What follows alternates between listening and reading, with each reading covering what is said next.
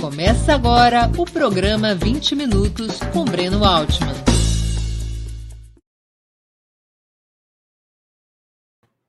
Bom dia! Hoje é 14 de junho de 2021. Está começando mais uma edição do programa 20 Minutos. Nosso convidado é Vivaldo Barbosa.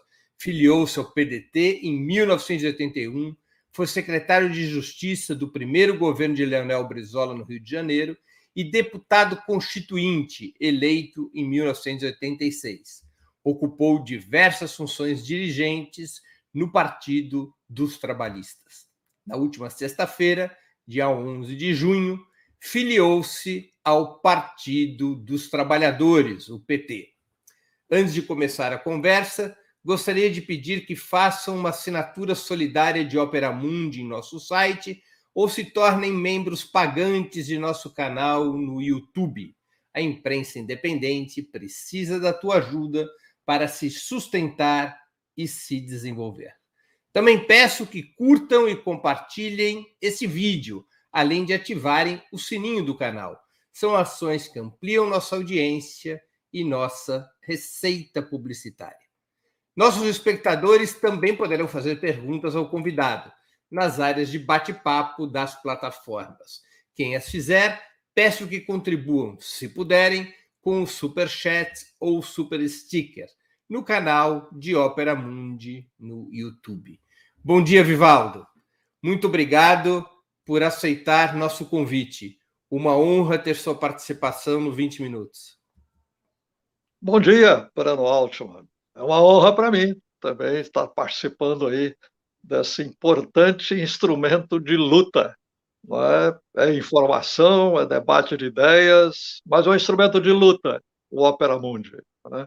E você realmente comanda aí momentos brilhantes da reflexão política brasileira. Estou contente de estar com você aqui. Obrigado, Vivaldo.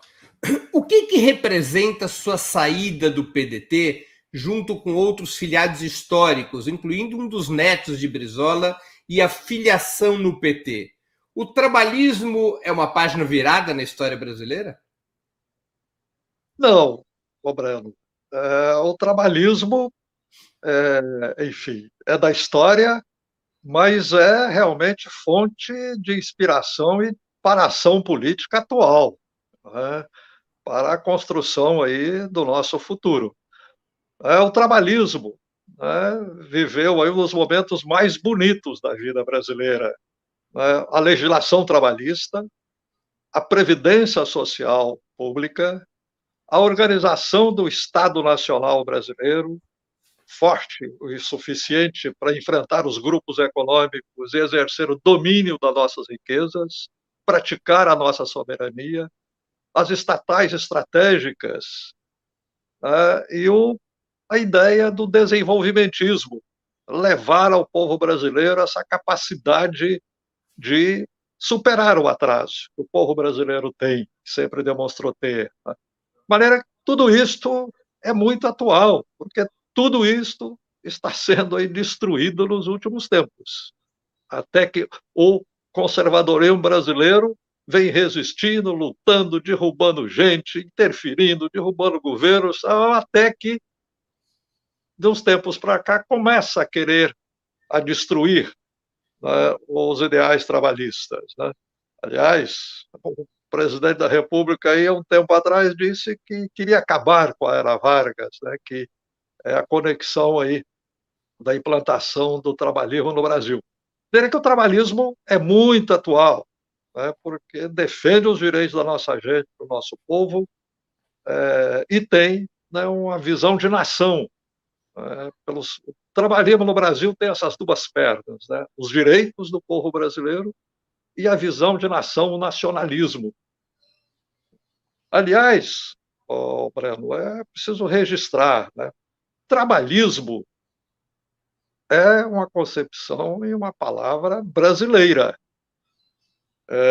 O socialismo, por exemplo, que define aí realmente um conjunto de ideias, é uma palavra europeia, uma concepção europeia, que, ok, a humanidade inteiro realmente assimilou, debateu, mas a concepção europeia, né? O trabalhismo não. O trabalhismo forjado aí a partir da Revolução de 30 é uma concepção brasileira, com muita raiz aqui, ok, com muitos altos e baixos, com defeitos, né, com trancos e barrancos, mas se firmou como um pensamento brasileiro, da política brasileira, fruto da política brasileira. E, como tal, ele continua muito atual, Breno, muito atual e inspirando muito as nossas ações agora e nossa visão de futuro. E a filiação tua ao PT significa, portanto, que você, junto com outros companheiros com origem no PDT, consideram que o PT, nesse momento, é um instrumento mais próximo aos ideais trabalhistas do que o PDT, partido no qual, por tantos anos, você militou? Olha, Breno, hoje, né, há duas características realmente aí que explicam essa aproximação, né? Ou seja, uma questão é o seguinte, né? Nós atravessamos um momento muito difícil na vida brasileira, muito difícil, né? Você veja aí, né, o conservadorismo brasileiro, as elites brasileiras, né, que carregam aí essa herança do colonialismo como sócios menores dos grupos econômicos internacionais e a herança da escravidão, a permanente atitude de espoliação da nossa gente, né? Estas elites aí, com os meios de comunicação na mão e continuando associada aí ao império, submissa ao império, esta gente produziu umas coisas tenebrosas na vida brasileira recente. Fizeram também coisas tenebrosas no passado, mas a vida brasileira recente produziram uma coisa tenebrosa que a gente não esperava mais, depois da Constituição brasileira, da Constituinte, da anistia, né? A gente não esperava mais viver. Mas esta gente, eles colocaram a direita nas ruas, vestiram a direita de verde e amarelo para enganar, iludir, promoveram a derrubada de uma presidenta na maior irresponsabilidade, sem nenhuma razão, nem se preocuparam em dar nenhuma razão, simplesmente derrubaram a presidente eleita e reeleita, a primeira mulher presidente do Brasil, presidenta, como ela gostava de chamar, e depois processaram e colocaram na cadeia o ex-presidente da República, a figura mais popular, né, do Brasil nos últimos tempos. E fizeram isso aí, né, usando o judiciário, usando a mídia, os meios de comunicação, associado aí ao império, sem o maior pejo, sem o menor pejo, né, sem nenhum prurido, apenas aquela tradição daquilo das elites aí perversas, cruéis, que nos chamava a atenção Darcy Ribeiro, né? Realizaram isso. Mas, Breno, eis que exatamente surge nessa circunstância, né, o encontro da nação com a sua liderança. Olha, isso para nós tem um significado muito grande. Quando uma nação, quando um povo encontra a sua liderança, abre o seu caminho. A história dos povos é isso. Povos vivem imensas dificuldades, mas quando encontra a sua liderança, encontra o seu caminho. É o que está acontecendo agora no Brasil. E o Lula é essa liderança que o povo brasileiro está reencontrando. E o caminho, então, se abre. Então, para nós, é um registro muito especial, um reconhecimento, uma admiração renovada e a liderança do Lula, a consciência que ele tem do dever de liderar a nação brasileira, o Brasil, neste momento. Isso para nós é muito importante, porque nós consideramos a questão da liderança para os povos uma questão fundamental das possibilidades de transformação, né? Isso aí aconteceu com a liderança de Getúlio Vargas, e depois, assim, a figura de Brizola, que nós sempre cultivamos como liderança, isso para nós é um toque muito especial, né? Não é nenhuma questão de idolatria, né, de nada, é uma questão de toque da história, um toque especial. Por isso nós fazemos aí esse reconhecimento ao Lula. De outro lado, Breno, essa questão realmente da identidade. Você veja, todas essas nossas crenças, eu disse a você que forjaram o trabalho no Brasil, hoje o partido, além da liderança do Lula abraçar isto, o partido que mais defende, né, os direitos dos trabalhadores, as estatais, né, o Estado Nacional, o desenvolvimento do país, é o PT, como partido.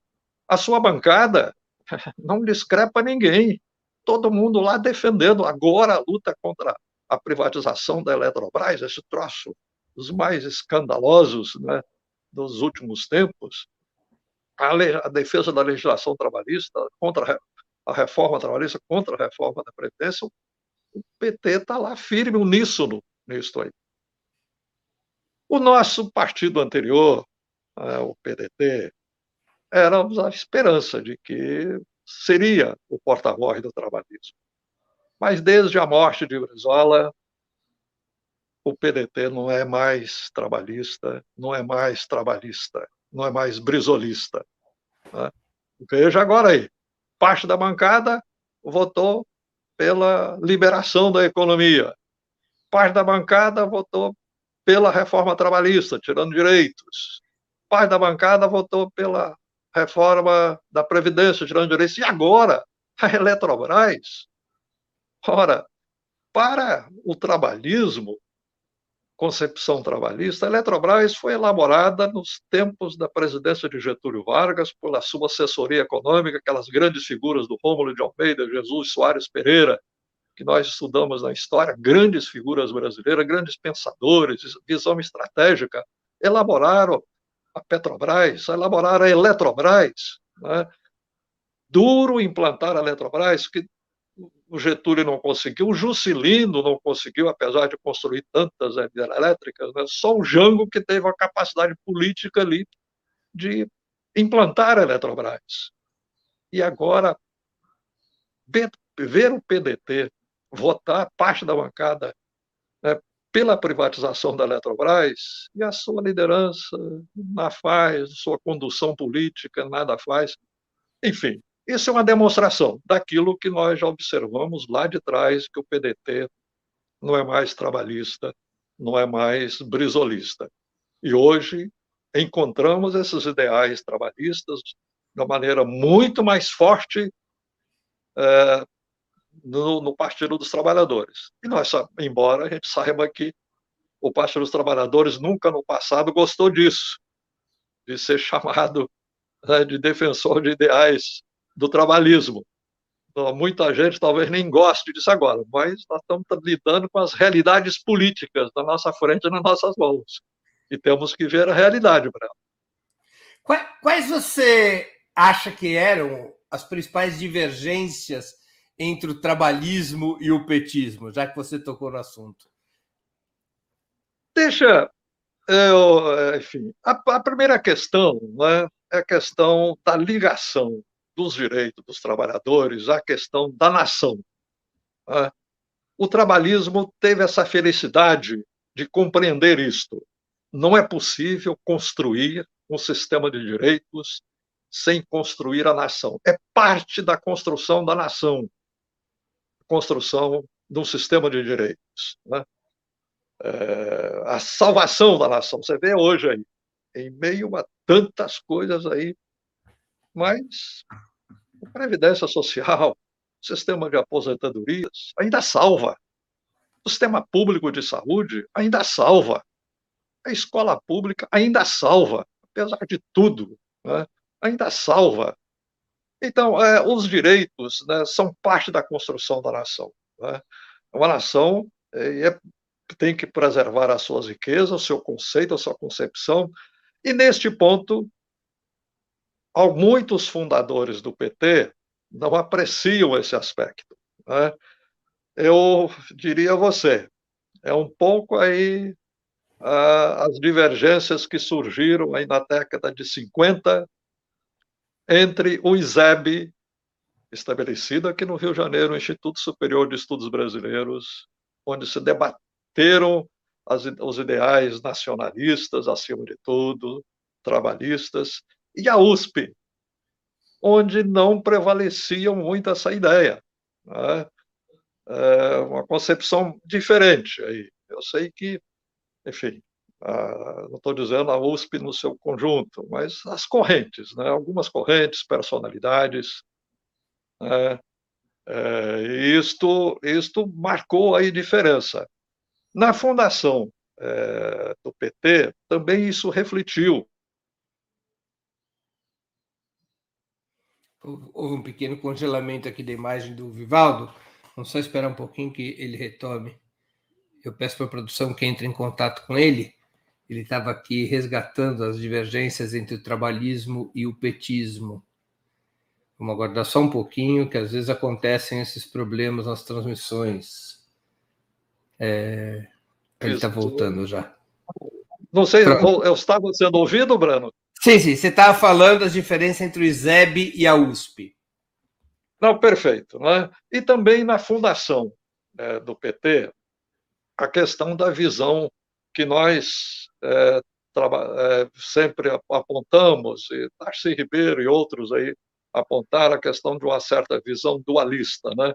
Entre um sindicalismo mais voltado para os setores mais avançados da economia e também, né, filiais aqui de empresas multinacionais que o PT foi muito, enfim, afetado não estou dizendo negativamente não, né? Mas é muito afetado por essa visão sindical. E nós, né, por uma visão mais ampla dos trabalhadores brasileiros, do povo brasileiro, né? O PDT se marcou muito por isso aí, né? Por essa visão aí do povo geral, do povo desgarrado, né? Enfim, das massas, mas que cultivavam o sentimento de solidariedade no trabalho, na questão trabalhista, e solidariedade na questão da nação, na visão de nação, né? Isso refletiu também. E também é evidente que as disputas normais entre dois partidos, né? Nós querendo restabelecer aí o trabalho no Brasil e o PT querendo se impor como partido. Natural, cotoveladas e disputas surgiram. E o PT conseguiu. Nós, no PDT, nós efetivamente não conseguimos ser, né, o que esperávamos ser. E o PT conseguiu, né? E por isso mesmo a nossa visão de realidade das coisas, né? O PT hoje é aquele partido com a sua organicidade no sentido do partido mais amplo do país, maior partido do país, mais enraizado na vida brasileira, mais distribuído, melhor distribuído no território nacional, com conexões na academia, na universidade, nos estudantes, no pensamento, na área intelectual, tal. Então o PT realmente conseguiu se enraizar aí de tal maneira que o dever nosso hoje, com essa aproximação, com esse significado de conteúdo político, é o dever que a gente tem de ajudar nesse processo, né, do PT desempenhar o papel de partido político do povo brasileiro e, evidente, refletindo o quanto nós pudermos estar debatendo lá dentro, refletirmos cada vez mais os ideais, a natureza trabalhista de que ele já é também portador. Você acha que essas divergências que você destacou entre o trabalhismo e o petismo, elas estão hoje superadas? Estão, né, superadas na luta política atual, né, que é a defesa dos direitos da nossa gente, do povo brasileiro, do trabalhador, e em torno de uma liderança política nacional, que é o Lula. Então, essa coisa. E realmente, hoje, se você vê os pronunciamentos, a postura da bancada do PT, da estrutura partidária, é preciso registrar realmente aí, né, a presidenta Gleisi, né? Você veja que tantas coisas, mas eu quero puxar uma, que é muito cara para nós, né? a luta anti-imperialista, né, levou a Gleisi a se aproximar e se pronunciar aí em defesa da Venezuela, né? Enquanto muitos setores esquerdistas aí caem fora dessa luta. E ela teve esse discernimento até, ela enfrenta problema dentro do próprio PT por causa disso. Mas isso, para nós, é muito significativo, muito marcante, né? Esse posicionamento político.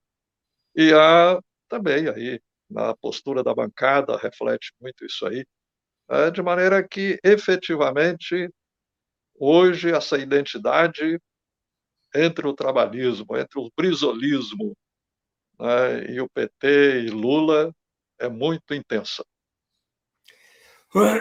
Como é que você vê o papel do Ciro Gomes, que também reivindica essa herança trabalhista? Olha, em termos de herança, enfim, a herança é aquilo que você busca aí nas raízes, né? Na sua evolução, na sua natureza. As raízes do Ciro são outras, né? Nunca vi nenhum marco, nenhum sinal de trabalhismo na trajetória dele, né? Ele era um político desde juventude, lá da Arena, né? Ligou-se aí à política do Ceará com Tasso Gereissati, né? Fundador do PSDB, e o Brizola dizia, naquele tempo, o PSDB é a nova cara da direita. Você não lembra, Breno? Quantas vezes o Brizola disse isto? O PSDB é a nova cara da direita. E foi lá que o Ciro foi se encontrar, né? Ok, e a trajetória dele depois também foi nessa sequência aí, né?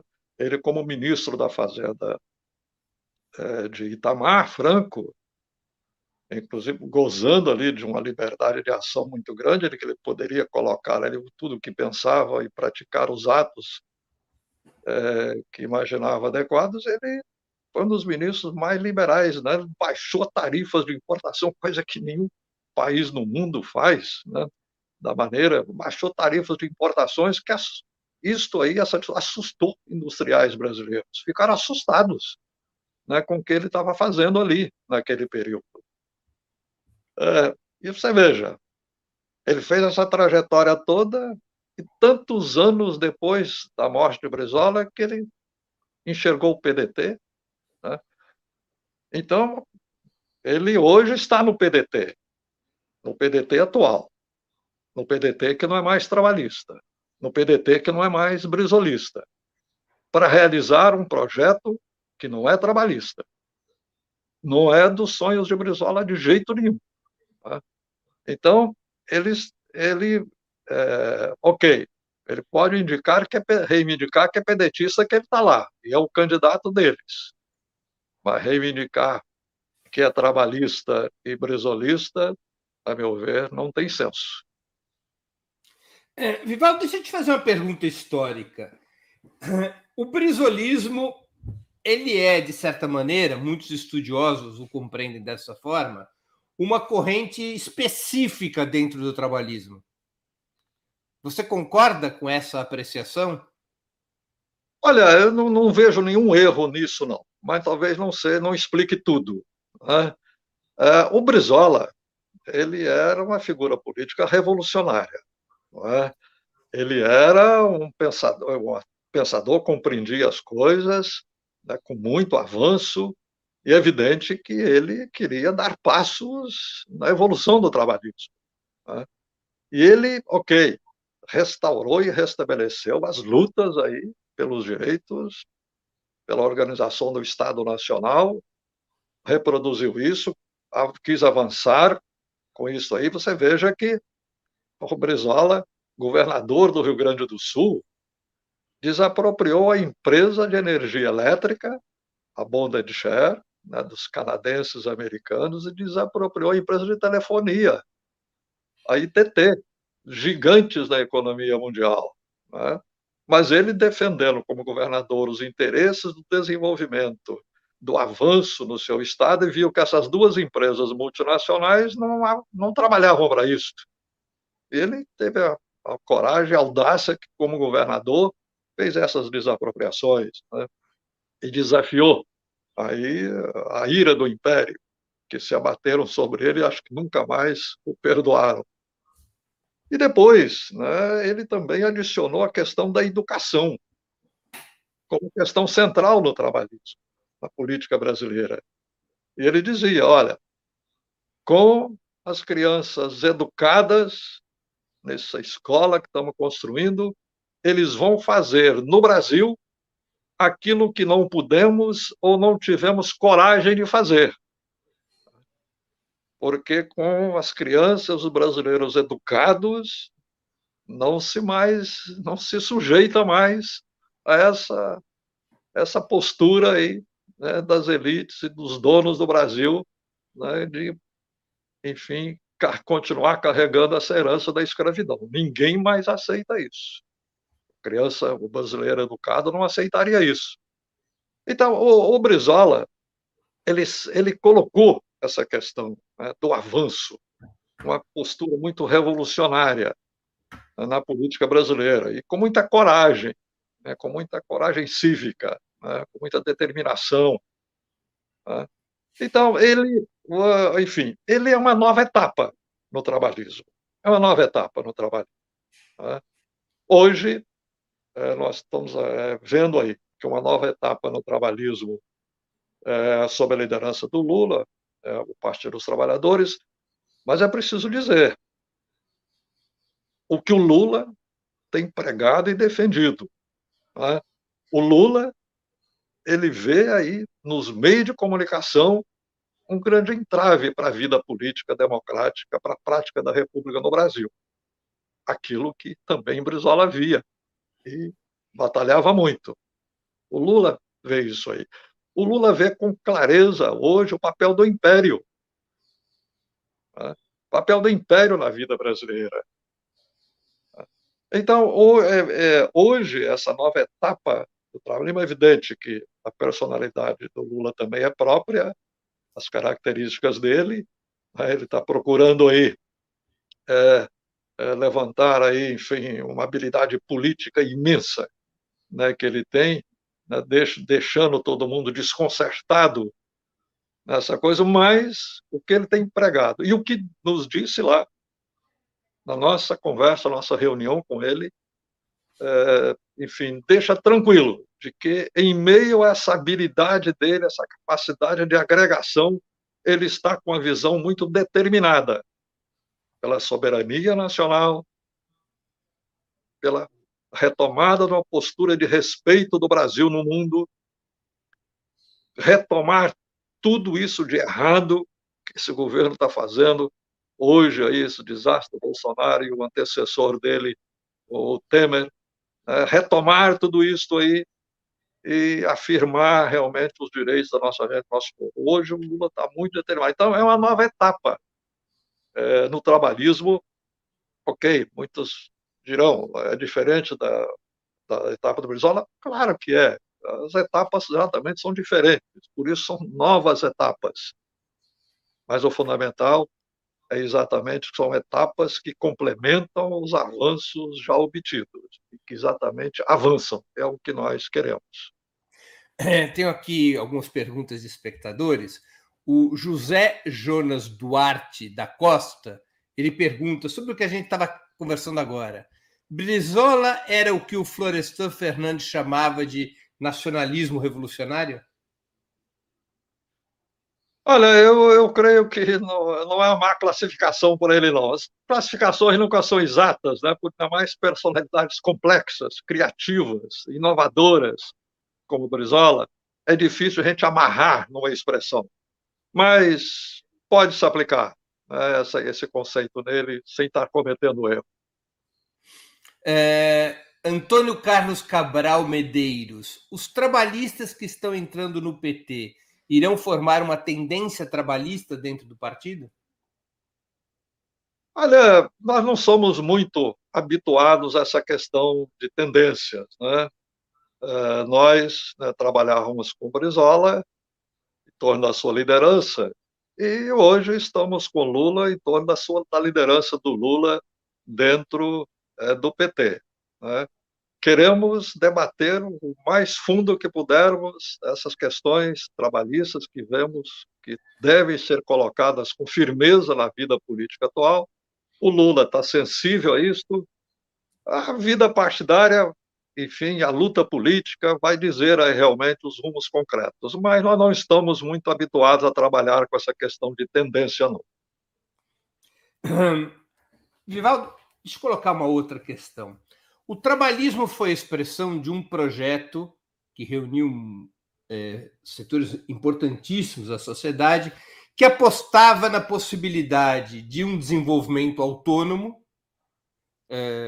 com estado de bem-estar e independência em relação às potências imperialistas, mesmo ainda dentro de uma ordem capitalista. Um desenvolvimento autônomo, com estado de bem-estar e independência, soberania em relação às potências capitalistas centrais. Você acha que essa tese mantém atualidade? Que é possível esses objetivos dentro da ordem capitalista? Olha, essa aí é a disputa permanente, não é, Breno? É a disputa permanente. Né? É evidente que os ideais trabalhistas levados a fundo vai buscar empurrar o capitalismo para o escanteio, não vai procurar espremer o capitalismo como ele é praticado, especialmente nessa era do capitalismo financeiro. Né? Então, os ideais trabalhistas vai procurar empurrar isso aí. Não é uma revolução que se pode fazer no Brasil, como algumas revoluções aconteceram, mas é a disputa política permanente, constante, para levar avante os ideais de justiça, de liberdade, de prática da República. Então, você veja aí que os ideais de democracia e de república já são muito antigos na vida da humanidade. E nós estamos puxando isso agora. Quanto mais aprofundarmos a visão da democracia, quanto mais aprofundarmos a visão da república, nós vamos empurrando o capitalismo para o canto. Isso é a disputa política. Né? Infelizmente, quando no século XIX a gente estuda isso, vê que o grande receio de todas as elites da época era exatamente o sufrágio universal, era o voto. Porque com o voto, dando o voto ao povo, essa gente vai tomar a nossa riqueza, diziam eles. Né? Acontece que veio o voto, sufrágio universal no século XX foi implantado, mas eles tiveram lá o domínio do terreno do pensamento. Né? Então, os livros, as editoras, né, as universidades, o sistema de ensino e os meios de comunicação que foram surgindo. Não apenas com a expansão dos jornais, da rádio foi implantada, e depois, então, o maior sucesso deles é a televisão. Né? De maneira que eles dominaram aí, em termos do processo político republicano, enfim, dominar o terreno do pensamento. Então, nós temos que exatamente, né, retomar o terreno do pensamento, para que o povo, através do voto, do sistema republicano, da prática democrática, recupere o seu poder. Né?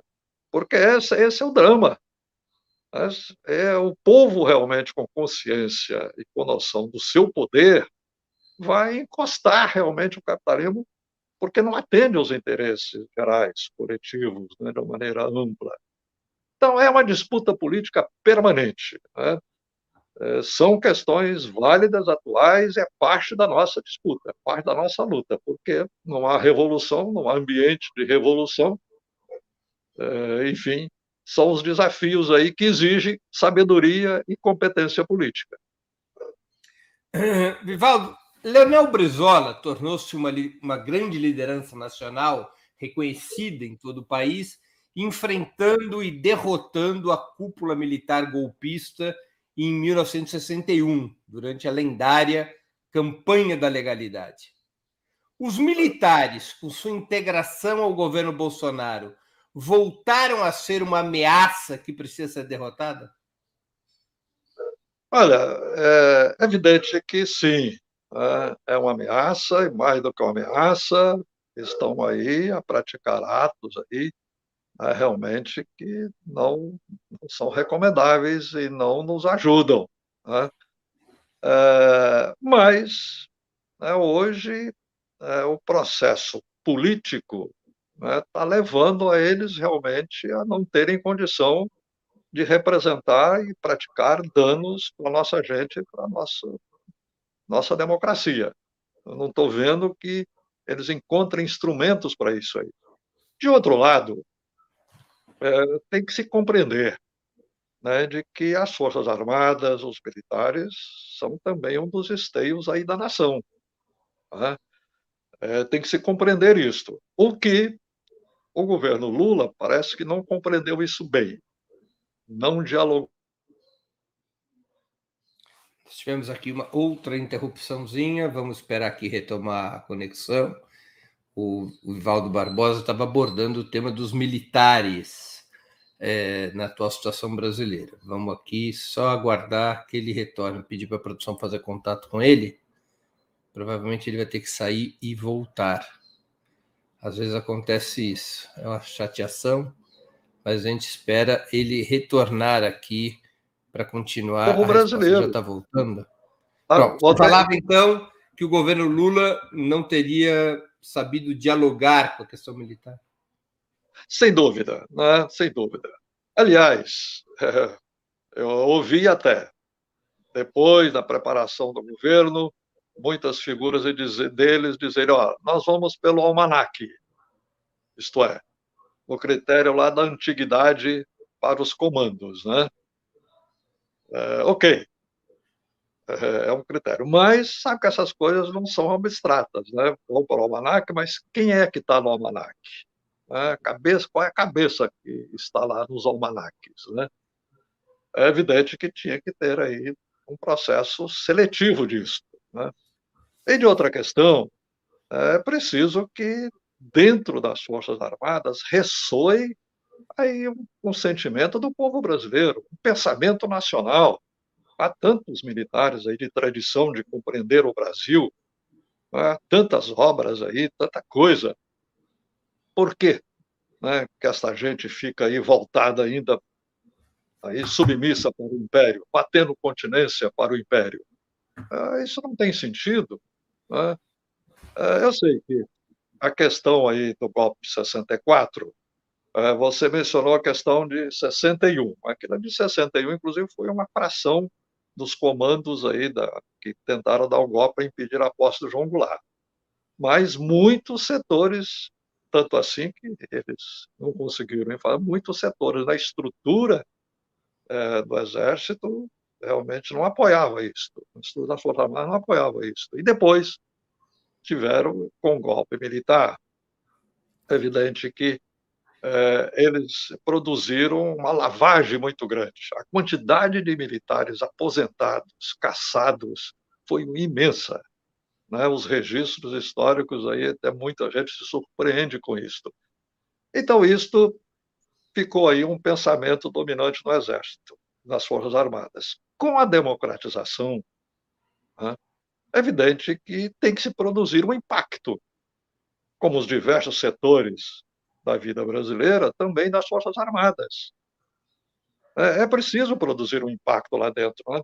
E quando um governo elege, quando o povo elege um governo, ele dá essa missão para influenciar, para levar a voz do governo para todas as áreas, inclusive para o judiciário. Você veja, né, que é uma das atribuições do regime presidencialista, o presidente da República nomear os ministros do Supremo Tribunal Federal, e com aprovação do Senado Federal. Né? Por que a República se preocupa com isso? Porque o judiciário é um órgão independente, o poder judicante do juiz é intocável, ele decide de acordo com a sua consciência, inspiração da lei, aplicação da lei, muito bem, tudo isso. Mas a organização do serviço público judiciário tem que obedecer às necessidades do nosso povo. E quem tem esse poder o presidente eleito, que deve exatamente se preocupar com a nomeação do Supremo Tribunal, da cúpula do judiciário brasileiro, com mentalidades que têm esse ajuste, esse pensamento, essa afinidade com o sentimento da nação. Infelizmente, o governo também não refletiu isso. Você veja, João Goulart ficou menos de 3 anos no governo, nomeou 2 ministros do Supremo, Hermes Lima, que é uma figura extraordinária da época, e Evandro Lins e Silva, que chegou até o nosso tempo. Né? Juscelino Kubitschek nomeou Vitor Nunes Leal. Grandes figuras da vida brasileira, grandes figuras, que tiveram um impacto muito grande no judiciário. Assim também são nas Forças Armadas. Né? Quando o povo elege um presidente, ele é transformado em comandante em chefe das Forças Armadas, ele tem que ser comandante em chefe das Forças Armadas. É essa a regra republicana, e isso é assimilado pelas Forças Armadas, no sentido de procurar dar o tom, realmente, né, do papel que as Forças Armadas têm diante da nação. É preciso jogar o povo brasileiro lá para dentro. É preciso que essas escolas, esses cursos que eles fazem, reflitam, análise a vida do povo brasileiro. Tem que jogar pensadores, livros lá para dentro. Breno, tem que jogar livros lá para dentro para essa gente toda estudar, cursos, debater, coisas que expressem o sentimento, a visão estratégica do Brasil e do povo brasileiro. Para que eles, enfim, o Nelson Jobim, no governo Lula, não sei se foi no governo Lula, Dilma, restabeleceu o acordo com o exército americano, né? Muito bem, o Geisel tinha caçado, enfim. Então eles voltaram a ler lá os manuais das escolas americanas, uma coisa que desde o contato da Segunda Guerra Mundial, né, impactou as Forças Armadas brasileiras.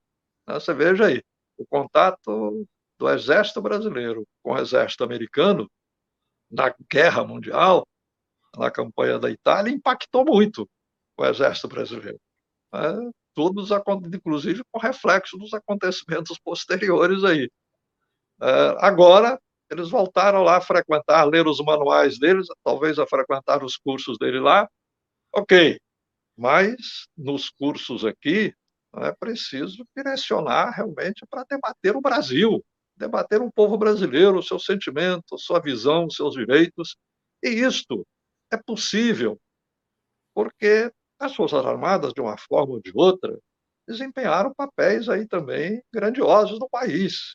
Você veja que no século XIX, eu sempre digo, além do Banco do Brasil, a Caixa Econômica, os Correios, que agora querem destruir todos 3, né, desempenharam um papel muito grande na unidade do Brasil no século XIX, o Exército Brasileiro, sem dúvida. Ok, há muita visão crítica aí do papel de Caxias, do ponto de vista humanitário, ok, você tem a questão da guerra no Paraguai, aquele horror ali, muito bem, mas desempenhou um papel de unidade do Brasil, né, que é uma coisa marcante na vida brasileira. Né? Então, o Exército Brasileiro, as Forças Armadas, têm um papel relevante e elevado a desempenhar. Você acha que houve, durante os governos Lula e Dilma, pouco cuidado com essa questão militar e com essa questão do sistema de justiça? Exatamente, eu diria isto, pouco cuidado. Não desempenharam as funções que o presidente da República está investido pelo voto popular. Tá? Quando o presidente é ungido pelo voto popular, ele está investido de prerrogativas que se espera realmente dele para dar um banho nas instituições do Estado, na vida republicana. É para isso que serve o voto. E é por isso que eu, na Constituinte, defendi o presidencialismo, depois lutei no plebiscito pelo presidencialismo, o Brizola, presidencialista, enfim, também o PT esteve ao nosso lado na questão do presidencialismo, com divisões internas, mas esteve do nosso lado. Enfim, o presidencialismo é isso aí.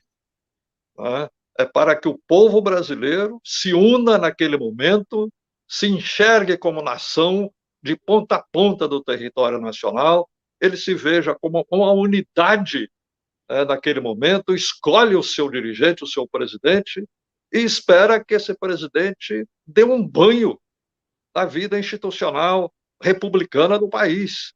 É uma investidura, né, muito especial, decorrente do voto da nação, da manifestação uníssona do povo. Uníssona no sentido, através de maioria, mas uníssona no sentido de buscar, né, algum entendimento da nação e algum projeto de nação, alguma concepção de nação, e o povo escolhe pela sua maioria alguém que é munido dessa investidura, o Breno, e passa a ter o dever irrenunciável. Olha, uma escolha, você veja até na vida americana, uma escolha de ministro do Supremo, da Suprema Corte Americana é uma coisa debatida intensamente. Intensamente. Né? Estamos assistindo agora aí esse processo de escolha dos dois últimos, o último ministro já nomeado e desse que vai ser nomeado em breve para o Supremo, é um troço assim, né, feito na maior dos critérios, os menos responsáveis possível. Né? A figura que não se debate, a figura que não expressa, então os escolhidos aí um sentimento mais profundo da vida jurídica brasileira, na concepção de que o direito, de que o sistema judiciário é para servir ao povo, servir à nossa gente, servir à nação, e não para se encastelarem em grupos, corporações e procurando arrancar aí parte do orçamento nacional para si. Né? Então, é um dever irrenunciável para o presidente eleito dar esse toque nas instituições, dar esse banho nas instituições, especialmente a partir dos tribunais superiores, com ênfase no Supremo Tribunal Federal, e como chefe, comandante em chefe das Forças Armadas Brasileiras. O Luiz Alberto Benevides, que contribuiu com o Superchat, queria agradecer, ele coloca a seguinte questão: Lula jogou o tabuleiro partidário para o alto e entregou outro com as peças coladas no PT e no PSB. Por antecedência eleitoral ou reconstrução da esquerda?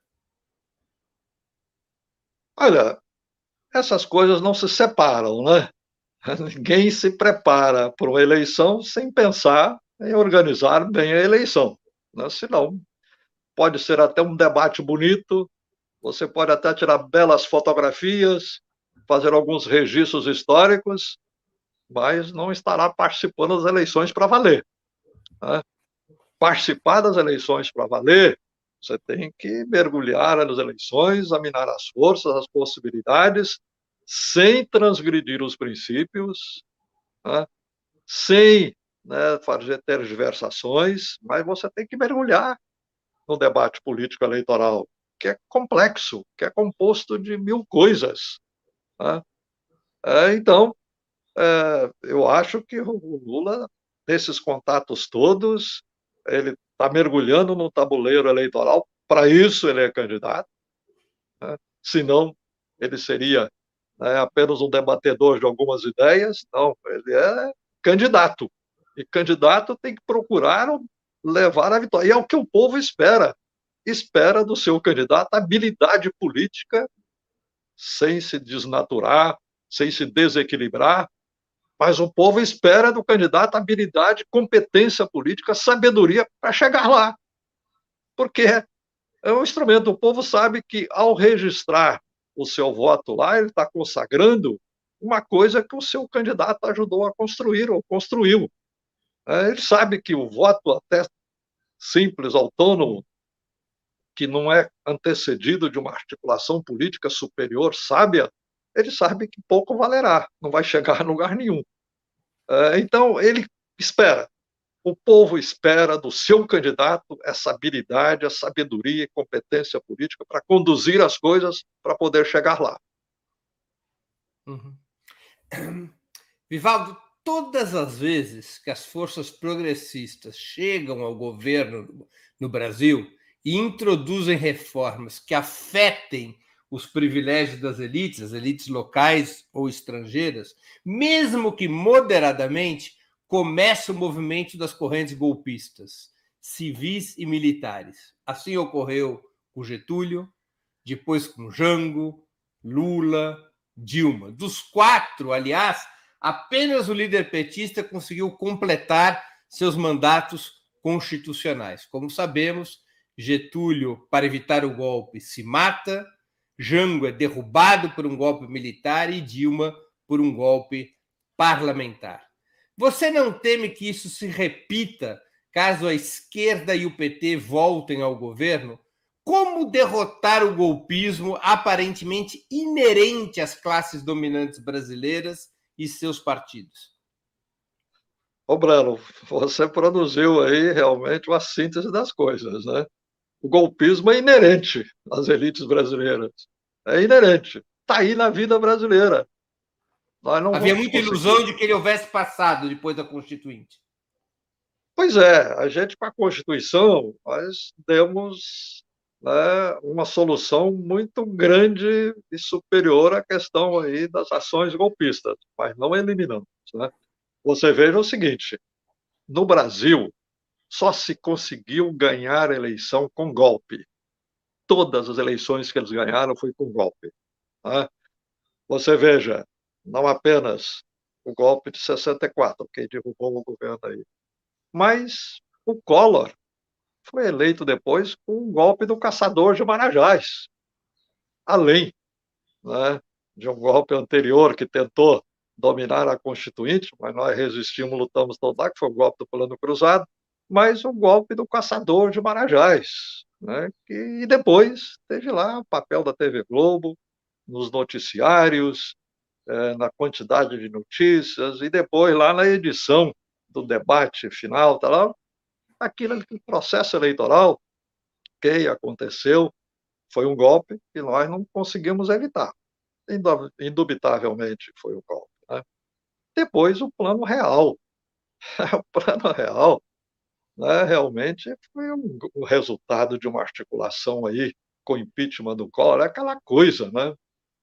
Hoje, Breno, hoje, a gente lembra que o registro histórico, o único brasileiro que ficou contra o impeachment do Collor foi o Brizola. Você se lembra disso? Sofreu inapelavelmente. Mas se você olha hoje, poxa, derrubaram a Dilma aí por um tal de pedalada. Derrubaram o Collor por questão de um Fiat Elba e contas irregulares, né, contas de gente fantasma lá dentro do palácio. Coisas pequenas aí, entendeu? Não conseguiu pegar nada de substancioso, embora tivesse que o governo dele de outras coisas substanciosas rolava, mas, enfim. Quando você derruba um presidente, né, você investe a classe política de um poder, né, extraordinário, rompeu o voto, rompeu a investidura popular. Daí para frente eles montam as coisas, né? É a história do Plano Real, o Fernando Henrique ali colocado no centro disso, enfim. A gente olha, tudo armação, Breno, tudo preparação das coisas, né? E agora, você depois, né? O conservadorismo jogou a direita na rua, vestiu de verde e amarelo, os meios de comunicação fizeram o que fizeram, derrubaram a Dilma, a presidente eleita, prenderam o Lula, é evidente que resultou na eleição do Bolsonaro.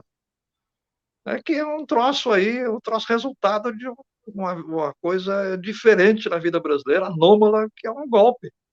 Aquilo é um golpe. Então, as eleições no Brasil, o conservadorismo consegue enganar o povo brasileiro, iludir o povo brasileiro através de golpe. Então, esta é uma luta permanente. O golpe não é apenas os militares, os tanques na rua. Hoje há muita preocupação com isso. Eu confesso que não vejo muita condição, a gente sabe que pode errar nessas previsões, mas não vejo muita condição, né, de golpe aí por espada, por tanque, por fuzil.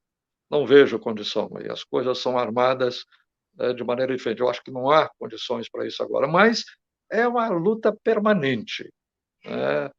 a história, o Jefferson já disse, foi copiado pela UDN aqui, né?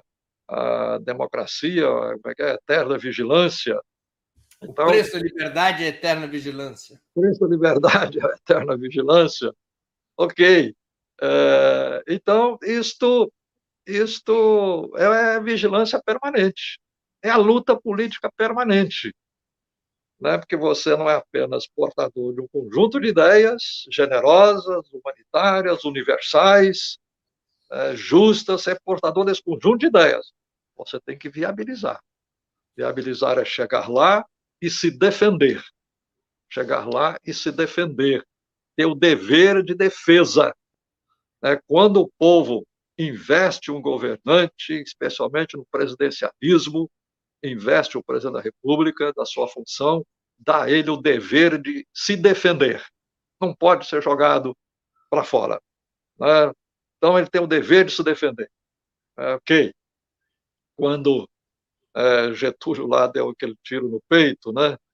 Ele estava meio prostrado, você analisa a história. Pô, mas era isso que se esperava dele, da grande figura dele? Enfim, as coisas aconteceram, né?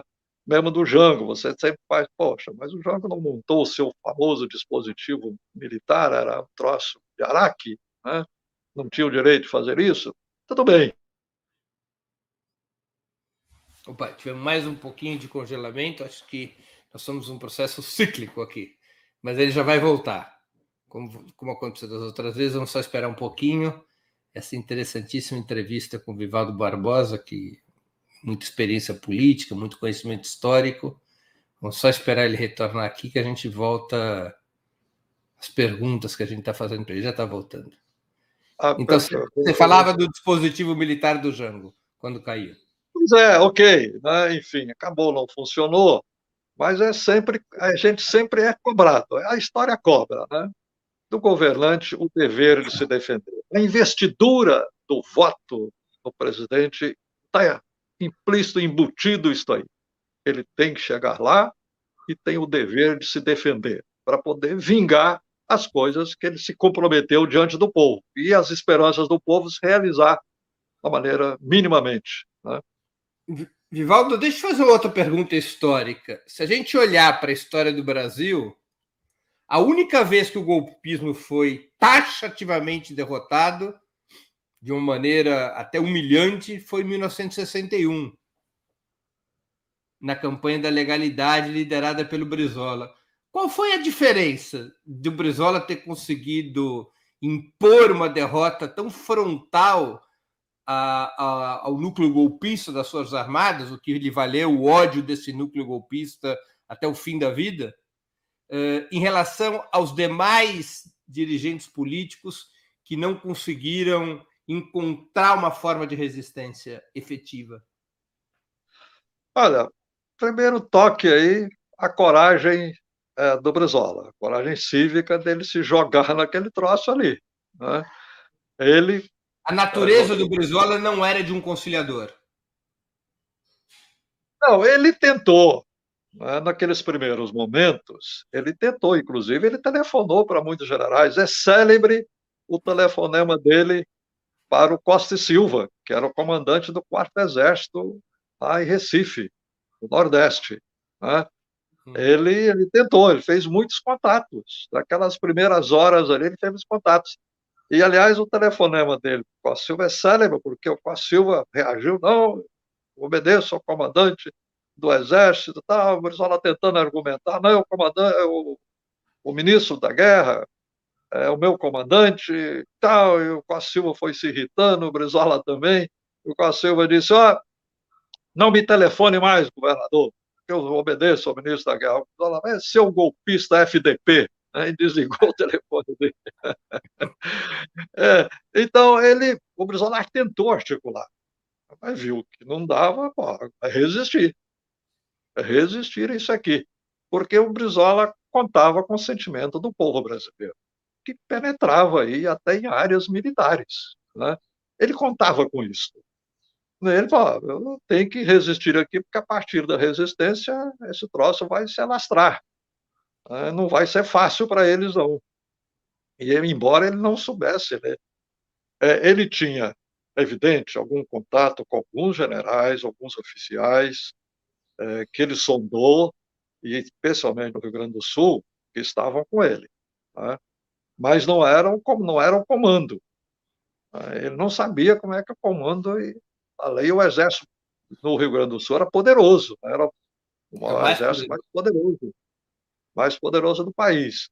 Então, a primeira questão é isso aí, né? E também a capacidade que ele teve de mobilizar o povo brasileiro, aquela questão da rádio, da cadeia de rádios da legalidade, que foi um troço espetacular, histórico, né? E ele chegou a distribuir armas da brigada, dos arsenais da brigada, lá no Rio Grande do Sul tinha uma brigada militar, né? Não polícia militar. Chegou a Da distribuir Brigada armas Militar. para o povo, não? O Brizola distribuiu arma para o povo, ele requisitou todas as fábricas de arma no Rio Grande do Sul, que era a maior unidade de fábrica de arma, a Taurus e outras lá, né? Ele requisitou toda a produção e mandou que continuasse produzindo, determinou que continuasse produzindo e distribuiu armas ao povo. Ele dava um revólver para o povo e 2 caixas de bala. E gente que fez fila lá no palácio recebendo isto, né?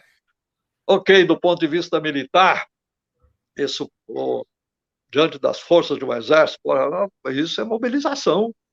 Né? Mobilização afeta as coisas, né?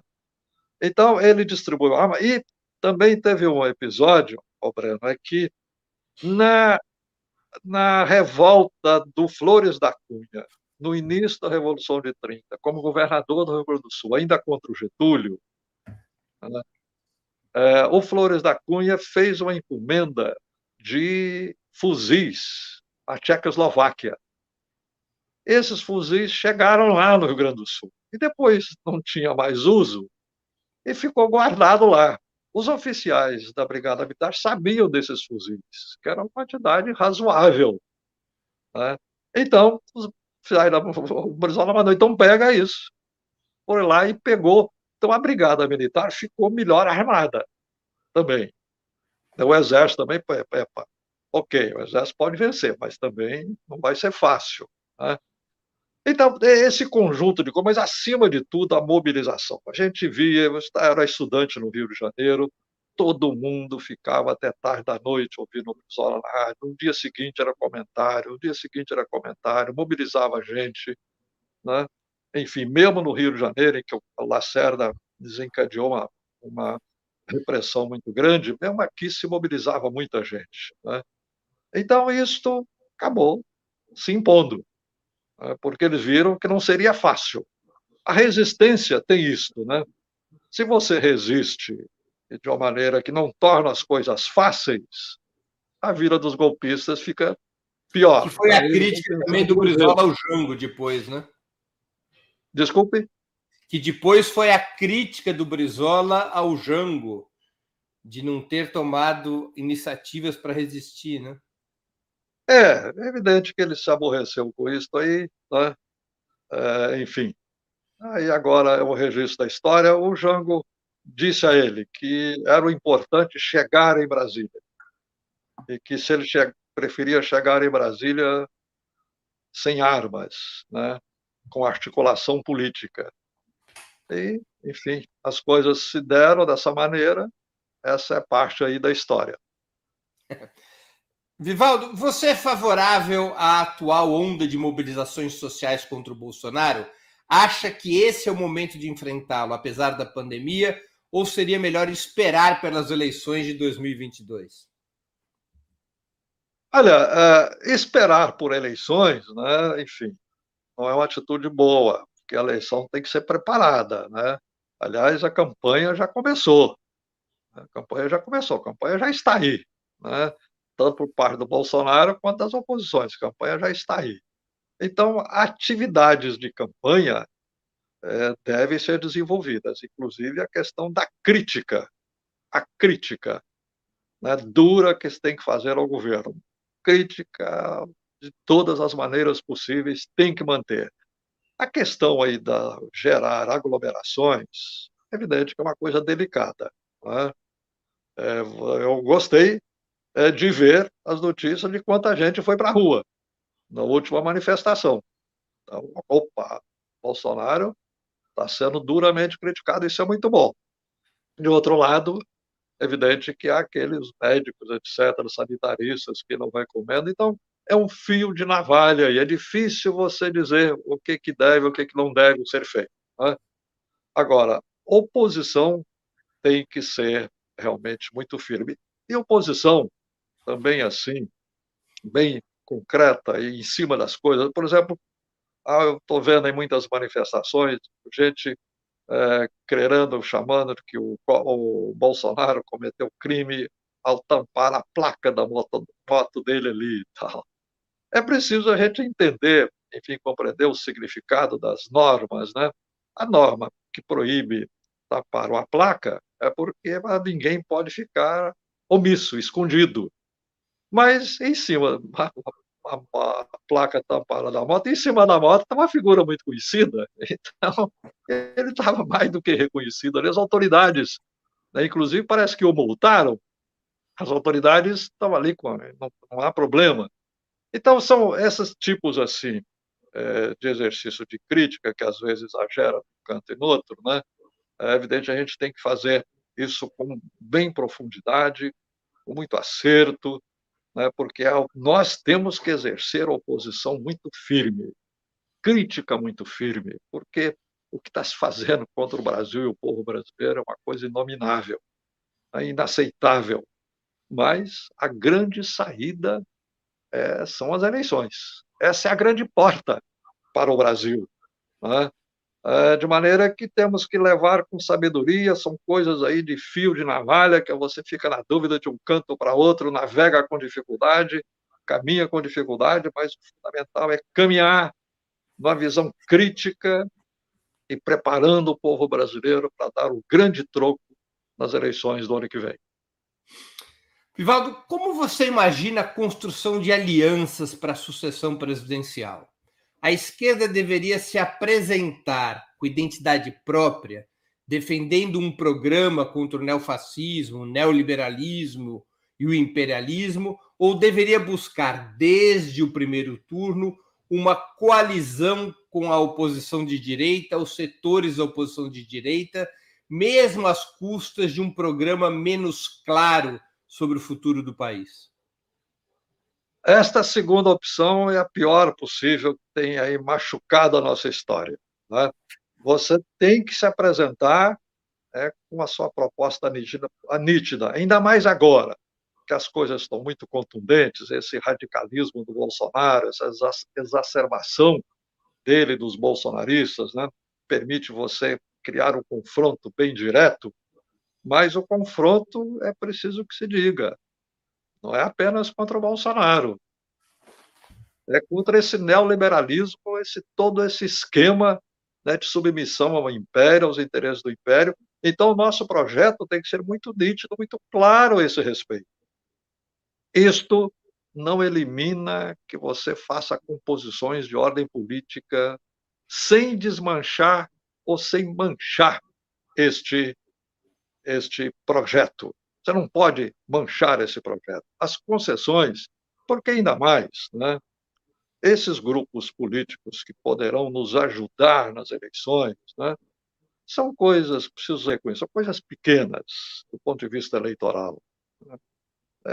Aqui, ali, um grupo aqui, outro grupo ali, que você vai conduzindo politicamente, ou também com coisas pequenas, sem fazer as concessões, não se pode fazer qualquer concessão essencial, porque senão você perturba, você não chega lá, e chegando você não executa o que tem que executar, de maneira que tem que ter habilidade e competência, compreender de que esta gente não merece mais do que satisfazer uma coisa aqui e acolá, né?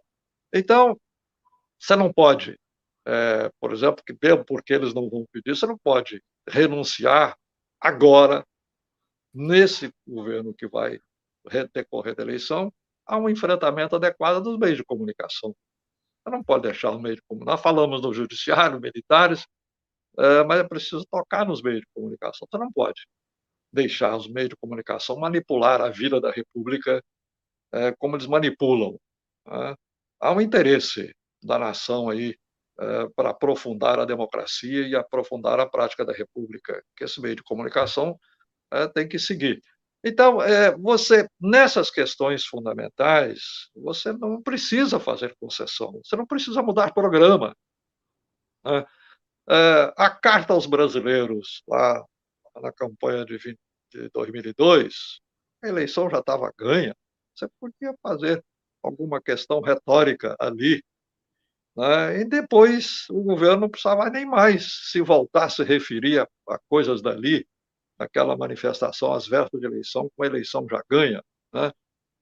Então, esses cuidados podem ser tomados, sem prejudicar a habilidade política que deve procurar sempre construir e ampliar, evidente, as possibilidades eleitorais. Vivaldo, você estudou e viveu vários anos nos Estados Unidos. O governo Joe Biden pode significar uma mudança da política norte-americana para a América Latina, uma mudança substantiva? Olha, o governo Biden está mostrando que está fazendo mudanças em relação ao que se fez nos Estados Unidos nos últimos tempos, nas últimas décadas, inclusive por governos democratas. Né?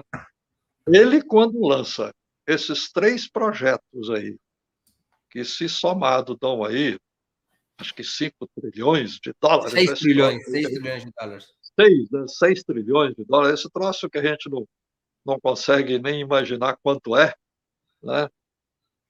Para o Estado atuar, né? Isto é uma mudança. Uma mudança. Ele está restabelecendo, porque ele joga na área social, ele joga na tecnologia, ele joga no desenvolvimento do país e joga no Estado fazendo esse desenvolvimento. Né? Isto é uma mudança. Isto é retomar realmente coisas lá atrás do Roosevelt. Agora, inclusive em decorrência disso, Breno, os Estados Unidos se tornam mais fortes ainda. Então, os Estados Unidos abandonar sua política, sua postura imperialista é difícil imaginar. Né? Eles não abandonam a sua postura de império.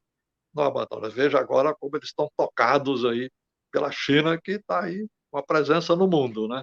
Estão muito tocados por isso. Então, eu não espero que mudanças substanciais em relação à postura imperial e mesmo com relação à América Latina. Não será aquela coisa obtusa do Trump, né? Uma coisa muito obtusa, é uma coisa mais refinada, mais inteligente por parte deles, mas a exigir da gente também muita vigilância, muita atenção, porque não creio que eles abstenham-se de ser o império que são. Vivaldo, a gente está terminando nossa entrevista. Eu queria te fazer 2 perguntas que eu sempre faço aos nossos convidados. A primeira é o que você leu ou está lendo durante a pandemia e gostaria de sugerir aos nossos espectadores. E a segunda, qual filme ou série você assistiu ou está assistindo e também gostaria de indicar? Breno, a coisa mais marcante que eu gostei desta pandemia, além de tentar avançar num trabalho que eu estava fazendo aí de literatura, cultura e política, especialmente cultura e Revolução de 30, avancei um pouco nisso, menos do que eu esperava, mas, e até um pouco em função disso, né, eu procurei reler Guerreiro Ramos. Guerreiro Ramos foi meu professor, foi meu mestre lá na Fundação Getúlio Vargas, ele era professor de Sociologia. Guerreiro Ramos é uma pessoa que, a meu ver, melhor entendeu, compreendeu o Brasil e o povo brasileiro. Né? Ele quis fazer aí uma sociologia brasileira para exatamente entender o Brasil, entender a questão do negro no Brasil. Aliás, ele dizia que a questão do negro no Brasil não é o negro, não é a questão do negro no Brasil. A questão do negro no Brasil é o branco. É o branco que tem que mudar a sua mentalidade, a sua postura. E ele era realmente uma das grandes figuras da compreensão. Ele quis fundar uma sociologia brasileira, ele quis fugir dos padrões internacionais. Ele criticava muito aqueles que reproduziam no Brasil a sociologia americana, né, especialmente o grande sociólogo da época, Merton, né? Ele criticou muito todos aqueles que queriam reproduzir a sociologia americana aqui no Brasil. Aliás, o Darcy Ribeiro dizia: Guerreiro Ramos é o melhor dentre nós, apesar, né, de brigas aqui e ali, porque o Guerreiro Ramos era muito polêmico, muito briguento também. Ele era muito aí questão aí do ISEB, o Instituto de Estudos Superiores de cunho nacionalista, já mencionei anteriormente, com algumas correntes da USP, ele brigava muito a esse respeito. Um sociólogo russo, na época, da União Soviética ainda na época, disse que o Guerreiro Ramos era o maior sociólogo do mundo. O russo disse isso.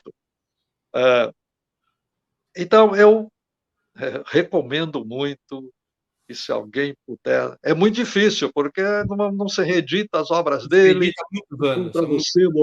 Alguns sebos caros, aproveitando a raridade para isso aí. Mas Guerreiro Ramos é um pensador, Breno, que deveria ser revisitado, né? Estou lendo também crônicas do Carlos Drummond de Andrade, né? Eu gosto de ler essas crônicas de época que nos retratam a visão da época, especialmente nas décadas de 50, 60, 70, que o Carlos Drummond de Andrade escreveu muitas crônicas. Estou lendo isso aí também. E li um livro, alguns meses atrás, sobre a vida política de Napoleão. De quem? Você lembra? Ui, houve um congelamento aqui. Vamos só esperar que já volta para a gente encerrar a entrevista. Ficou em branco e preto, congelou a imagem, mas é um pouquinho apenas para ele retornar. Tem que concluir a questão, ele estava falando. Voltando aqui. Voltamos aí. Voltando. Então, de quem é essa? É uma biografia do Napoleão, você falou? O título até é a biografia política de Napoleão. De quem é o livro? É interessante. É um professor americano. Eu confesso a você que, como foi o meu irmão que me deu um livro para ler, e ele já pegou de volta, eu estou sem o nome. É um professor americano, acho que da Universidade de Chicago, mas o título é A Biografia Política de Napoleão. Eu confesso que me perdi aqui o autor do livro. Agora, sobre séries aí, eu também recomendo duas séries que eu vi. Uma é sobre Bolívar, que eu acho que nem sei se foi a televisão sueca que fez. É exatamente isso aí, essa fotografia que saiu agora aí, esses personagens aí que representam o Bolívar, né? É uma série interessante. Uma outra série, Breno, que eu vi, também foi uma série dos turcos, sobre os turcos, a ocupação lá da atual Turquia, na Anatólia, ali, aquela região, pelos turcos. É uma coisa muito interessante, que é feita pela televisão turca, televisão estatal turca. Breno, você já ouviu falar em Caravanserai? Não. Eu nunca tinha ouvido falar nessa palavra. Nunca ouvi falar.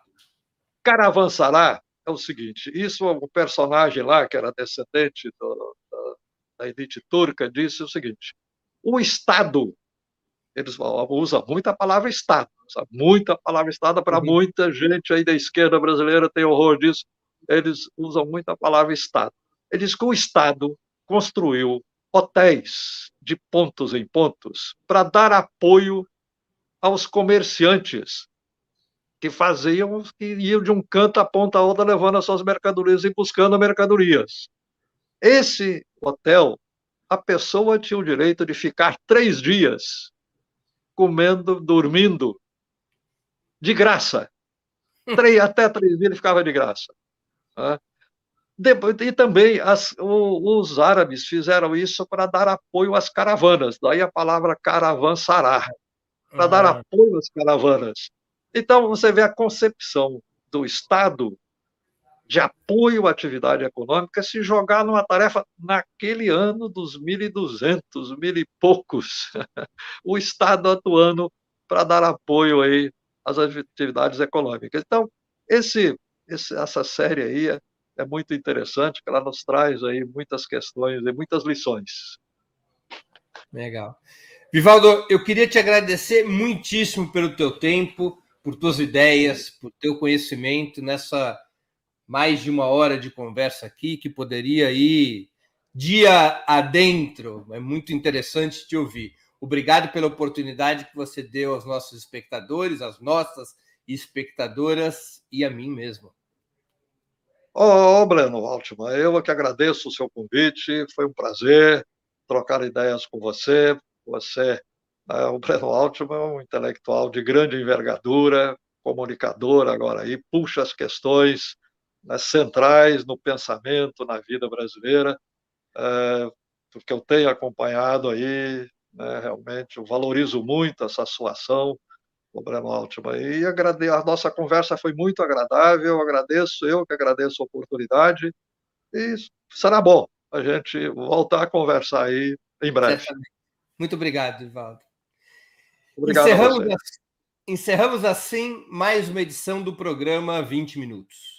Voltaremos a nos ver amanhã, terça-feira, dia 15 de junho, às 11 horas, com mais uma edição do programa 20 Minutos Análise. O tema, o Partido Militar. Farei uma exposição sobre a origem da tutela militar sobre o Estado brasileiro e seu desenvolvimento até os nossos dias, e de como as Forças Armadas funcionam como o partido estratégico da burguesia brasileira, nas etapas, nas circunstâncias, nas situações nas quais o sistema entra em crise. Até lá, obrigado pela audiência e um grande abraço. Para assistir novamente esse programa e a outras edições dos programas 20 Minutos, se inscreva no canal do Opera Mundi no YouTube. Curta e compartilhe nossos vídeos, deixe seus comentários. O jornalismo de Opera Mundi é mantido com o seu apoio. Faça uma assinatura solidária em www.operamundi.com.br.